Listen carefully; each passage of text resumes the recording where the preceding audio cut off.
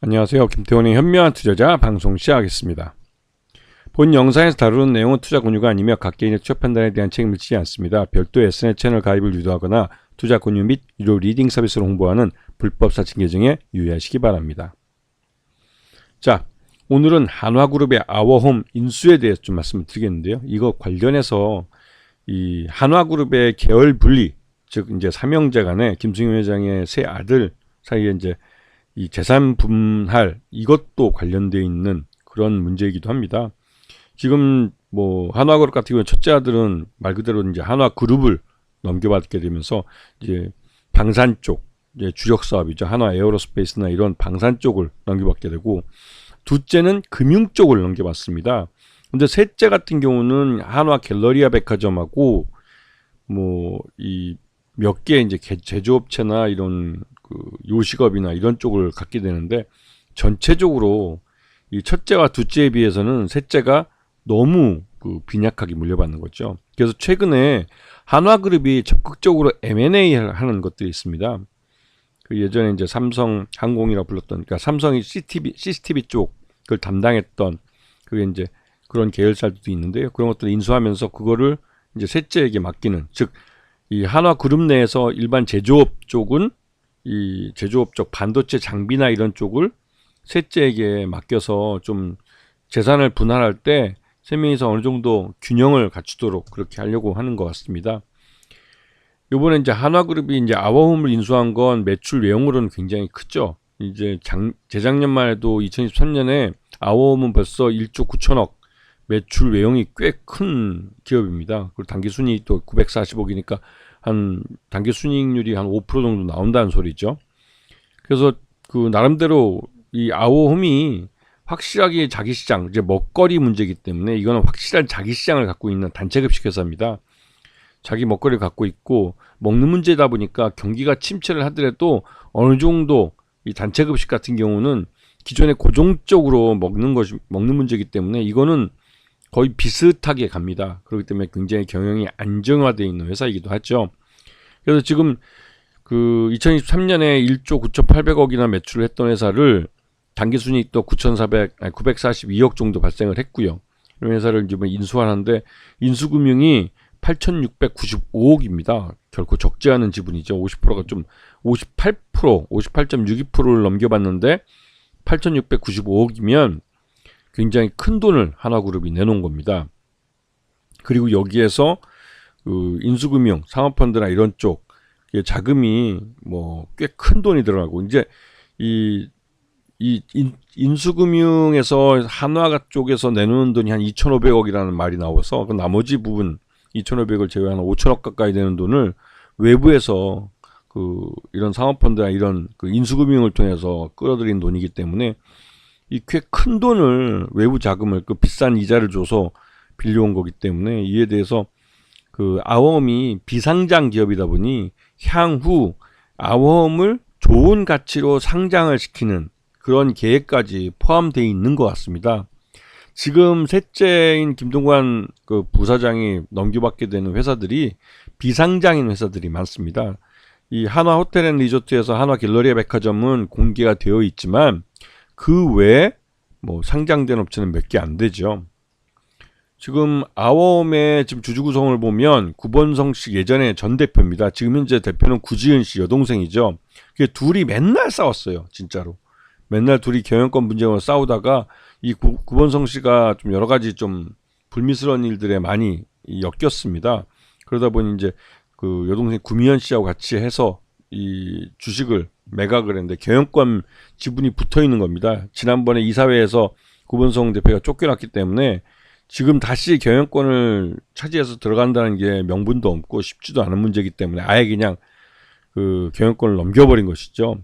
그래서 한화 측에서 인수를 할 때 지금 8천억 정도의 인수를 하는 게 이게 경영권 프레임을 그렇게 많이 쳐준 것 같지는 않은 모습입니다. 왜냐하면 지금 현재 이 아워홈의 이사회를 구지은 씨가 갖고 있는데 구지은 씨가 계속 반발을 하게 될 경우에는 실제로 이 경영권을 넘겨받는데 더 큰 싸움이 남아있게 되는 것이죠. 지금 하나 김동선 이 삼남은 이 아워홈 인수에서 나름대로 이 경영 능력을 보여줘야 됩니다. 구지은 씨, 지금 현재 아워홈을 경영하고 있는 구지은 씨를 어떻게 그 삶을 것인지, 그래서 안정적으로 이사회를 넘겨받게 될지, 이 부분은 향후 구지은 대표가 이런 한화의 김동선 대표에게 뭔가 제안을 받겠죠. 제안을 받아서 지금 현재 구지은 씨가 갖고 있는 그 지분, 그러면 다른 여동생 구명진 그 씨도 갖고 있는 지분 19.6% 적지 않은 지분들인데, 둘이 합쳐 거의 40% 가까이 되는 지분인데, 이 지분을 넘겨받게 되면 아워홈 전체 지분 100%를 넘겨받게 되는 겁니다. 그렇게 되면 향후에 아워홈을 상장시킬 때 구주 매출을 하든 여러 가지 방식으로 해서 이 아워홈을 갖고 상장을 시킬 때 뭐 그림을 다양하게 그릴 수가 있는 것이죠.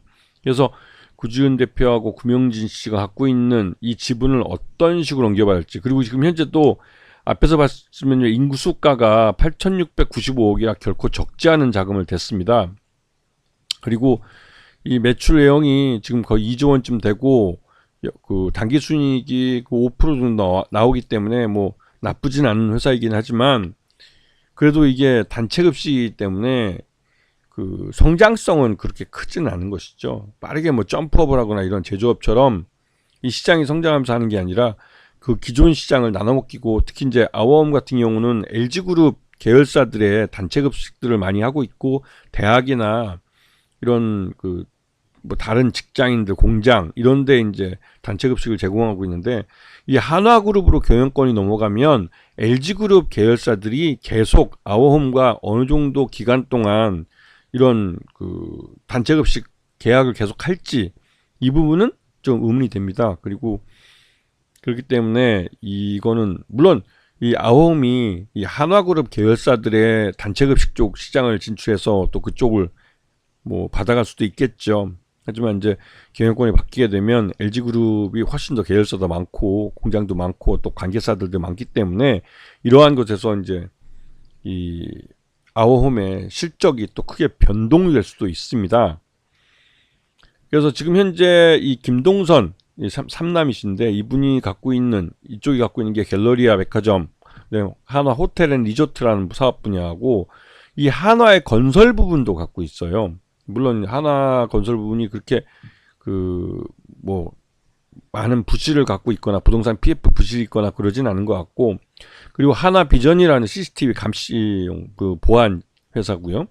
하나 모멘텀이라는 회사도 있고, 요번에 이제 한화 정밀기기가 이제 한화 세미텍이라고 해서 이제 반도체 쪽, 제조 장비 쪽, 그다음에 하나 로보틱스도 이쪽에 갖고 있습니다. 그래서 이 각각의 회사들이 모두 상장을 할 수 있는 회사죠. 지금 현재 상장 회사는 한화비전하고 갤러리아 백화점 두 개밖에 없습니다. 그래서 한화 모멘텀이나 한화 로보틱스, 한화 세미텍, 그리고 이번에 인수하는 이 아워홈까지 해서 4개 회사를 상장을 시킬 수가 있고, 상장 과정에서 상당한 큰 돈이 여기에 이제 그 김동선 그 삼남 부사장이죠. 부사장이 이제 지휘하는 쪽에서 계열 분리돼 가는 쪽에서 자금이 들어올 수가 있습니다.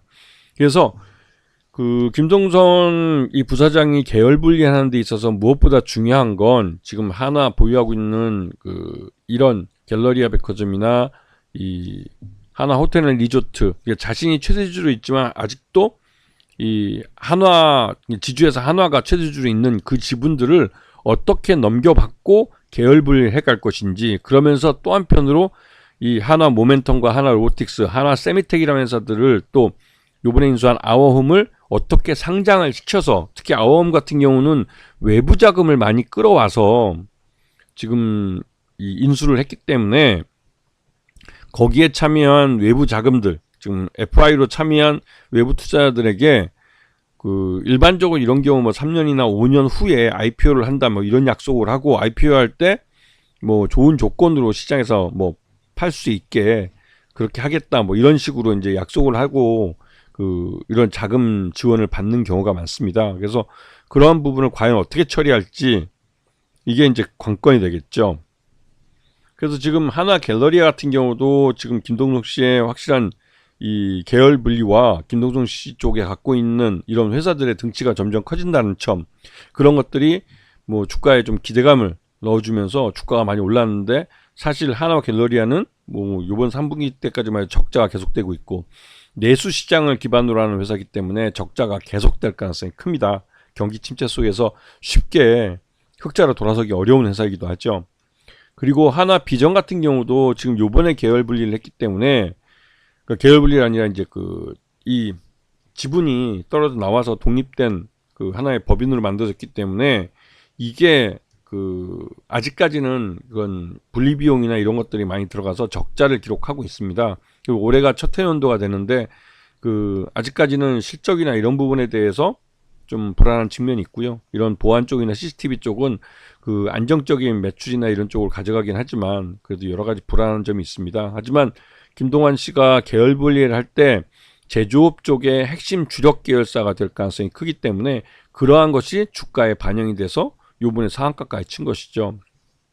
그래서 김동관 대표가 그러니까 지금 부사장인데 이분이 떨어져 나가는 계열사들이 향후 이제 어떻게 될지에 대한 불확실성과 또 기대감이 동시에 존재합니다. 그래서 앞에서 말씀드렸던 이런 회사들, 하나 모멘텀이나 하나 로보틱스, 하나 세미텍, 그러면 요번에 인수한 아워홈, 이런 회사들을 어떻게 IPO를 시켜서 목돈을 회사 내에 유입시킬 수 있는지, 또 그런 과정에서 지주회사 한화의 지분을 어떻게 김동선 이 대표가 넘겨받을지, 이 부분이 계속 불확실성으로 남아있는 상황이긴 하죠.